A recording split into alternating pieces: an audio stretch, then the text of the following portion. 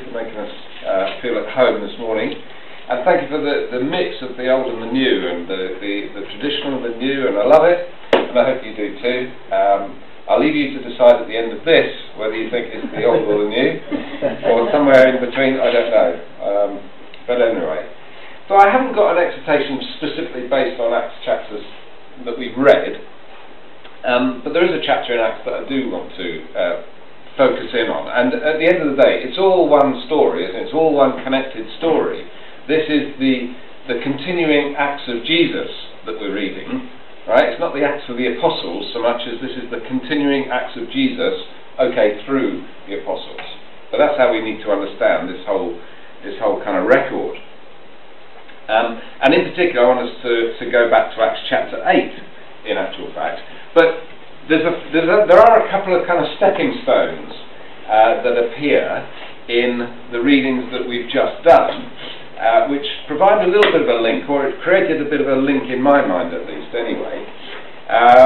Two things that in isolation, just as I mentioned them, they mean nothing to you, but when we go back to Acts chapter 8, hopefully it will start to kind of fit into your mind. The first little comment is in Acts chapter 24 that we read. Here's Paul in front of Felix, and it's a little comment in verse 17 of chapter 24, where Paul is explaining that after an absence of several years, he says, I came to Jerusalem to bring my people gifts for the poor and to present offerings. And verse 18, I was ceremonially clean when they found me in the temple courts doing this. And that struck me as being a slightly odd statement of Paul. I was ceremonially clean. I never really thought about it before. He was this kind of, Jewish, upstanding kind of, once upon a time anyway. And I never really thought about the fact that he would either be ceremonially clean or unclean. But there it is. So that's a slightly odd little bit. Then there's another bit in chapter 26, in actual fact, 26. And here is Paul in front of Agrippa. He's moved on to face Agrippa. All this is ahead of his kind of final destination that he wants to get to Rome. And in verse 16 of chapter 26, it explains why Paul is doing all this, and what was driving him on. What was it that he was so concerned about and passionate about? And there's this bit that appears in chapter 26 and verse 16, and he's recounting the time when he met Jesus, or Jesus met him is probably more accurate, and it's talking there, you recognise the text, don't you, from, was it Acts chapter 9 or 8 or something like that. Jesus says to him, and Paul says, who are you, Lord? And he says, I'm Jesus who you're persecuting. Stand up, I've appeared to you, and I'm appointing you as a servant and a witness of what you've seen of me and what I will show you. I will rescue you from your own people and from the Gentiles. And here it is, I am sending you to them, the Gentiles, to open their eyes and turn them from darkness to light, from the power of Satan to the power of God, so that they may receive forgiveness of sins and a place amongst those who are sanctified by faith in me. So here was the whole purpose of Christ in the Apostle Paul, to open the eyes of the Gentiles and to secure for them an opening, at least, an opportunity for them to be included amongst those who were sanctified. Now this at the time, of course, was revolutionary. How can these dirty old Gentiles possibly share in all that has been sanctified, all that is of the promises? And so, this was world-changing at that particular time, you have to remember. And even some of the apostles, like Peter, struggled enormously to get their head around all of that. However, so there's a couple of things there that just set a scene or just link us back to Acts chapter 8. And perhaps you'd like to come back to me, or come with me to Acts chapter 8. And the story here, the incident that's going on here, that I want to speak about really, is this Ethiopian. Philip and the Ethiopian, and we pick it up at verse 26. So the context that's going on here with the Ethiopian man, I just want to have a little look at who this person was and how comes this meant so much at the time. Okay, so the context here is that the church is scattered because of the persecution, and of course, looking back again, Saul was at the heart of all this. Saul, who was to become Paul, he was the one, almost leading the charge to kill this church off at its grassroots, to nip it in the bud. And as a result, the church was scattered. It talks about that at the beginning of chapter 8. Scattered throughout Judea and Samaria. Stephen had been buried and they mourned him, but verse 3, Saul began to destroy the church. And we can only imagine, kind of what that must have been like, how frightened ordinary people would have become. They put their heart and their trust in Jesus, and now all this was happening. And verse 4 of chapter 8, we hear about Philip, who has turned up in the city of Samaria, proclaiming the Christ there. And he seems to have really, tapped into something which has immense potential, because Samaria and the gospel being preached in Samaria seems to have really caught hold. They paid close attention to what he says, they said. There was great joy in that city, it says in verse 8. And then you have to deal with this Simon chap. Well, that's okay, fair enough.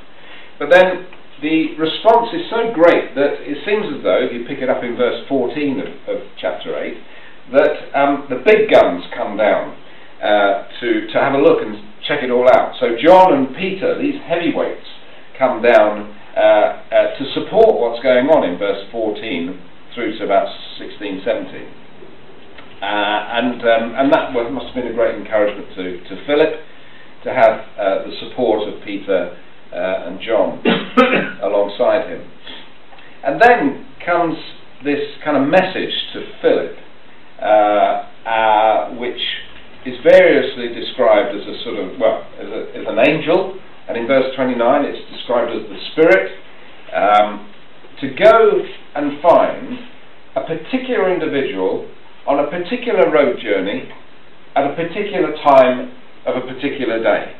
Somehow or other this message comes to Philip. Here's what I need you to do. I want you to go there, get your Google map out, and I want you to put in this postcode, as it were, and time it such that you arrive on this particular road at this particular junction where this particular person is going to be travelling along it. Sort of. We didn't have that technology. We've got better now, although not perfect. So what this event is about, I think, for us, is the impact it has for us to understand the power of the gospel to save and to change. That's really what this episode is about, I think, with this Ethiopian eunuch. The power of the gospel to save and to change. It also tells us about how the God that we worship, in amongst organising and running the entire universe, shall we say, somehow or other has a particular regard and an intimate knowledge of every one of the people on this planet whose heart is at least open to hearing of him. The individual nature of the gospel message, and the individual nature, the personal nature of God's intervention in our lives, which says, here's a heart that, I can sow a seed in this. I can work with this particular individual. And to me that is incredible when you think of the scale of the things that God has in his hands. That he's, this great big God, and yet he holds us as personal individuals in his hands. And here he is demonstrating that in the life of this Ethiopian fella. It's got nothing to do with much, God, nothing really. And yet, somehow or other, here's an example of how God works in the lives of each of us. Let's think who this Ethiopian was. Well, it's fairly clear from the text. He was from Ethiopia, and he was also a eunuch. Okay, we read. So, and he was heading, according to the text, he was heading for Gaza, which is where he lived, right? The word Gaza means treasure, interestingly enough. He was heading home to Gaza, having visited Jerusalem, and it says that he'd gone to Jerusalem to worship there. And straight away you think, well, hold on, he's an Ethiopian. What's he gone to Jerusalem for? To worship? That's interesting. He was a man of some authority under the Queen of Ethiopia. It says he's in charge of all her treasure. So that probably makes him a sort of a George Osborne chap, doesn't he? Sort of a Chancellor of the Exchequer type, maybe. But somebody in charge of, a senior politician, statesman, whatever we might describe him as.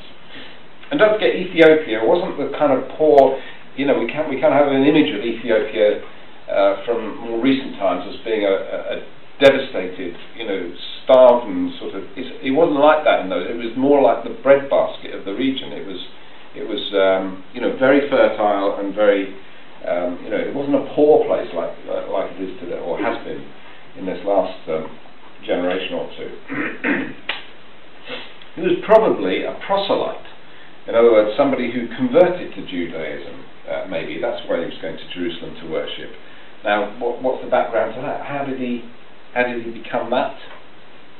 We don't know. We're not told. But it's interesting just to ponder, isn't it? But certainly his visit to Jerusalem is obviously more than just a business trip. Maybe it was a business trip for some reason that he combined with the opportunity. Whilst I'm there, I'm going to go and worship at the temple. I'm going to do my worshipping there. But certainly the intention is, as declared, that he was there to worship. And you can imagine perhaps this long journey with the idea of being in Jerusalem wouldn't be fantastic, and he's got this high level of expectation and a smile on his face as he's thinking about how wonderful it's going to be able to worship there. However, something hasn't gone right. Something's perhaps upset him. Something has caused him to think. And here he is on his way back to Gaza in this particular place. Something had, queered the pitch somewhere or other. And he's thinking about this as he's travelling back to Gaza, we might imagine. And there he is, he's reading the book of Isaiah, or he's reading from Isaiah. Why Isaiah? Well, maybe it was all he could get at the time. It wasn't as though he could buy a Bible kind of thing, and everything was in there. There was a scroll available with the record of Isaiah, perhaps, or this part of Isaiah, and it's what he had, and he was reading it on his way back. It's chapter 53, as we have it, that he seems to have been looking at. And maybe he was looking for something particular in that chapter. Maybe there was something in that chapter that kind of resonated with him and he could identify with. Because it's a well-known chapter to us, isn't it, Isaiah chapter 53? About the suffering servant, Messiah, and so on. And it's about somebody that is essentially kind of denied justice. Somebody, it speaks about there as somebody who has no direct descendants or children of his own. And maybe, those things may have just sort of, I recognise something of that in myself, perhaps he was thinking. But certainly, whatever it was that he was reading about, something was intriguing to him. And so what might that have been? Well, I wonder also whether it was because his experience in Jerusalem had been the fact that here he was as a foreigner who was, as a result of that, probably denied entry beyond a certain point in the temple worship. So he'd gone to worship in Jerusalem with a hope and an expectation, and he'd been denied it because, well, you're a foreigner. And he wasn't only just a foreigner, he was a eunuch. And as a eunuch, he probably would have been turned away altogether. So just come back to Deuteronomy with me. And just hold your breath for a minute while I read this one verse. It's not all that pleasant, but I'll read it anyway. Okay, in chapter 23 of Deuteronomy, in the first verse, it talks about, this person's exclusion. No one who has been emasculated by crushing or cutting may enter the assembly of the Lord. That's a eunuch, right? So here we are, a very kind of forthright way of describing that this man, because of who he was, as well as where he'd come from, was excluded from the assembly, not allowed to worship in the way that he perhaps hoped to or wanted to. And he was conscious, as a result of this, and maybe his experience in Jerusalem, that he was conscious of his difference. He was conscious of this exclusion, of this prejudice. And all this was brought home to him as he came to Jerusalem to worship. But we learn something about this man, don't we, in the way that the record sort of unwinds in Acts chapter 8. We learn something of the character of this man. You see, God's not interested, he didn't pick him because, he didn't go and reveal himself to this man because of his wealth or his position. I think he saw this man as being somebody whose heart was open. There was something about him where God felt that he could work. There was something he could work with. Like I said before, into which a seed could be sown and a response was possible. And doesn't it say something about how God, I think, continues to work? He's not, to God, it's not about where we've been or how, what our status is or anything like that. It's nothing to do with that. It's about what's the condition of this heart and this mind as being receptive, open, interested, willing to entertain the fact that this world, this life, may not all be about me, and it might be about other things as well. Philip catches up with the fella, and he's probably in a kind of he's probably accompanied by several people as well, but he catches up with him and asks him if he understands what he's reading. And, if he was a senior kind of fella, and all of a sudden this ragtag Philip starts running up alongside his chariot and calling, "Hey, do you know what you're reading?" And the guards around him or whatever else, you can imagine him saying, "Excuse me, who do you think you are?" But he doesn't, does he? He's receptive. There's a humility about him when he says, "How can I unless somebody helps me with this?" And that's a wonderful kind of, it's evidence of the fact that this man's heart was of a humility kind of sort of type, isn't it? He was willing to recognise that maybe he wasn't the great I am and the I've got all the answers sort of person. And it's important that we understand ourselves in that same kind of light, really. This was a person who seems as though he wants to find out, he wants to know, he wants to have answers. And I think when we are like that ourselves, and we can come to God in that spirit, then God helps us. God works with us, shall we say, and is responsive. If you just contrast that for a second, just going slightly off piste back to Felix, in the chapter that we read there, what does Felix do when he's listening to Paul expounding the gospel? He says, I'm really, really interested. Later on we find he was only interested because he was hoping for a bride. So different. See the difference? of the response?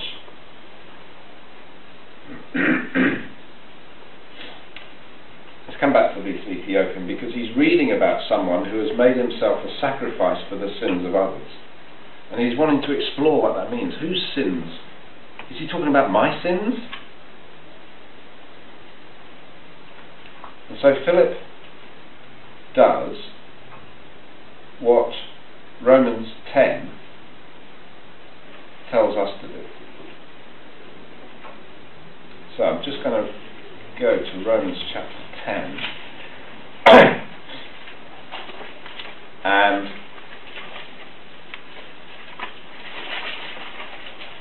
this is a good chapter to read in the context of Acts chapter 8, by the way, I think anyway, because it's interesting. But just in particular, verse 14,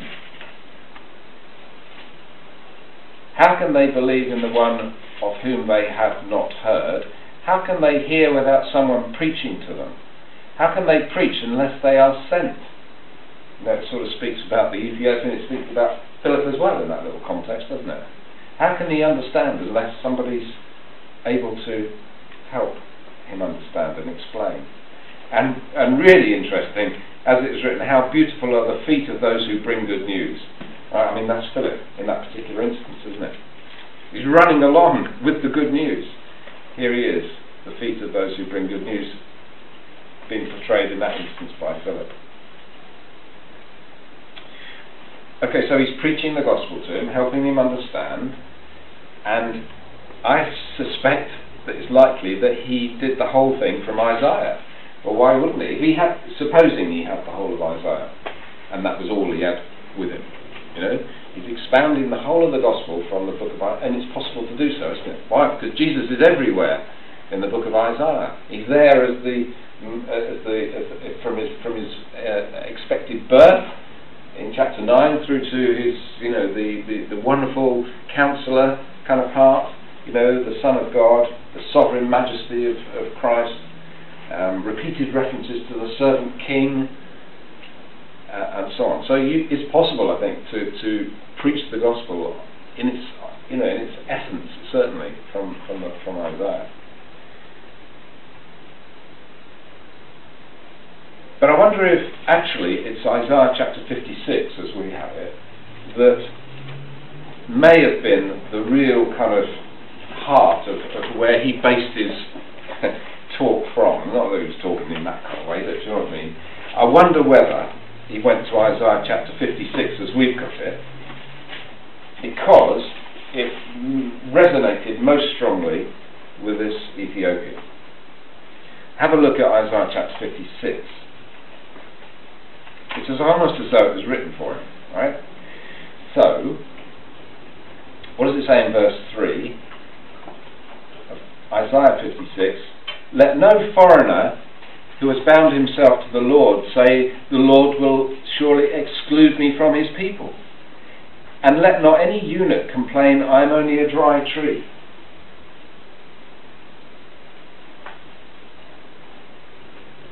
So, in the plan and purpose of God, in the opening up of the gospel, all of a sudden, there's an opening up of freedom and opportunity for this man. The fact that he's a foreigner, if he's bound to the Lord, he's not going to be excluded. And don't let the eunuch complain, I'm only a dry tree, I'm no good for anything. Because that's not the case in Christ. Verse 5, supposing Philip said to him, and to you I will give within my temple and its walls a memorial and a name better than sons and daughters. The fact that you haven't got sons and daughters, think broader than that, think bigger than that. Because to you, I'm going to give a name that's better than sons and daughters. I will give you an everlasting name that won't be cut off.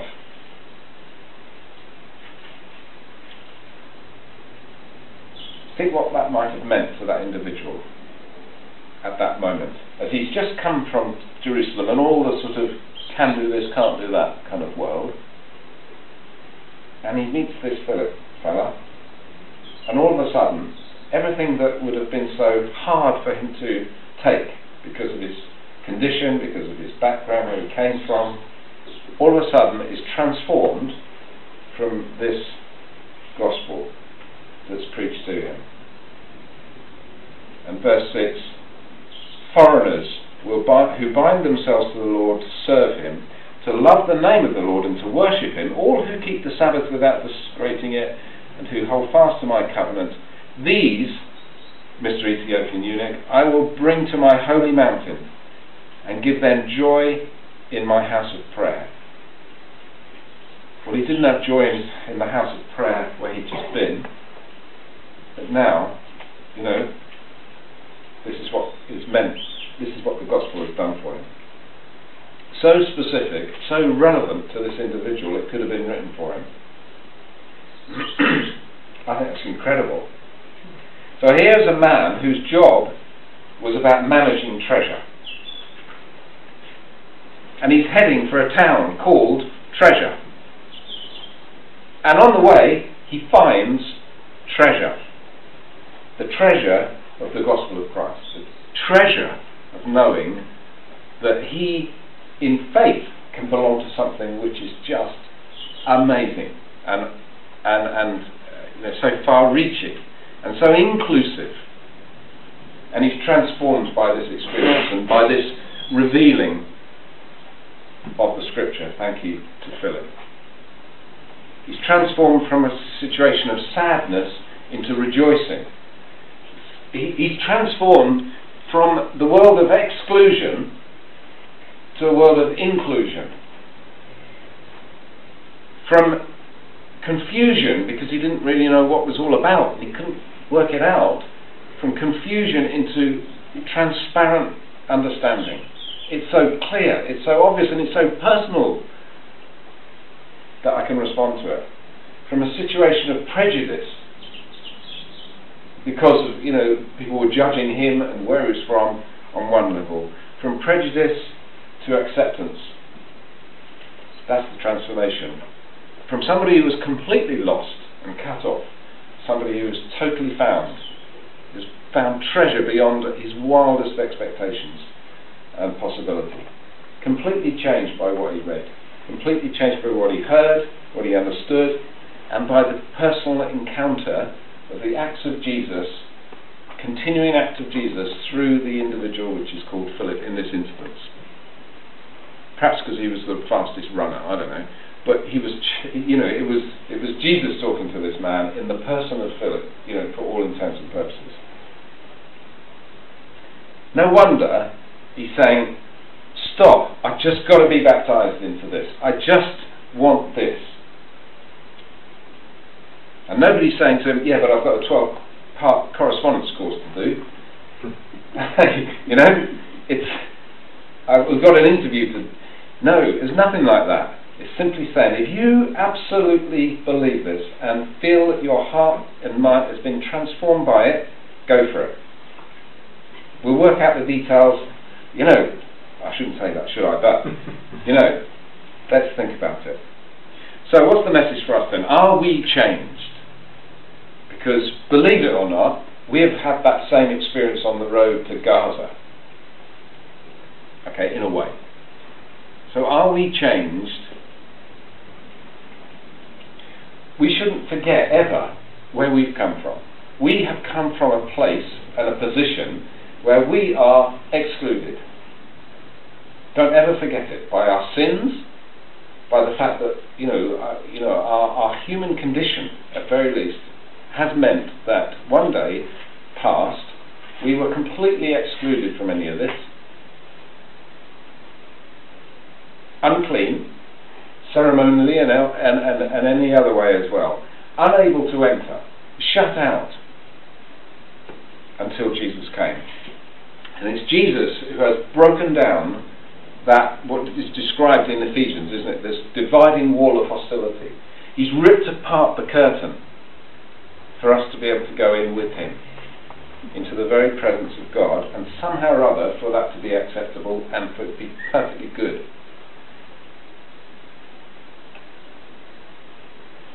Jesus had a view on clean and unclean, didn't he? You know, ceremonially, strictly, according to the Pharisaical law and other, he touched the leper.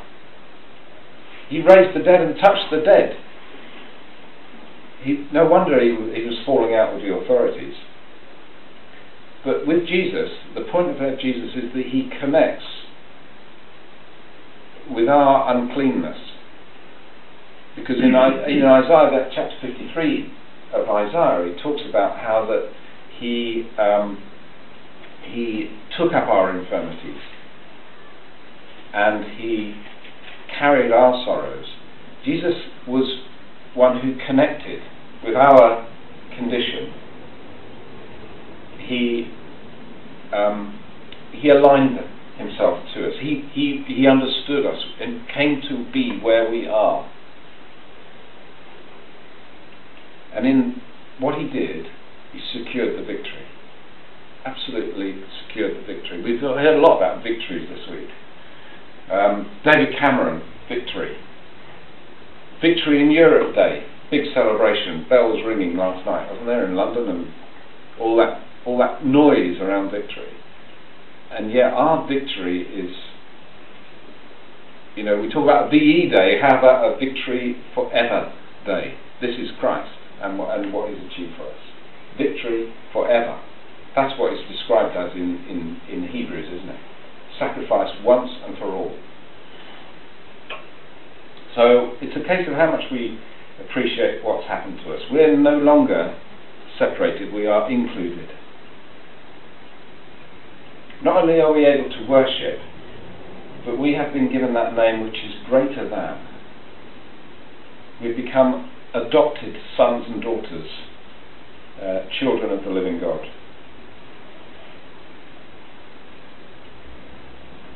And so who did the Lord send for you on your road?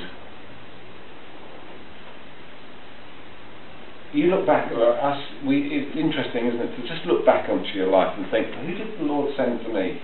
There was somebody. It was what it was. What was it? And often it's an individual or it's a set of circumstances that you can identify, just think about it, as being just that. It was the continuing acts of Jesus affecting your life, to turn you around, to find treasure for you. And I think that's an amazing thing to think about as well. Great news. So, I think we should be like the Ethiopian. I think we should be like the Ethiopian whose heart was open and it was ready to say, yes, I want this. Absolutely, my eyes are open, this is what I want. And I think also we should be like Philip, because Philip was one who equally said yes. When that angel or that spirit or whatever it was said to him, Philip, get your sat-nav out because I've got a job for you and I want you to go there and do this in my name. And he went. And that's the calling for us as well, to be involved, to go and to save in the name of Christ.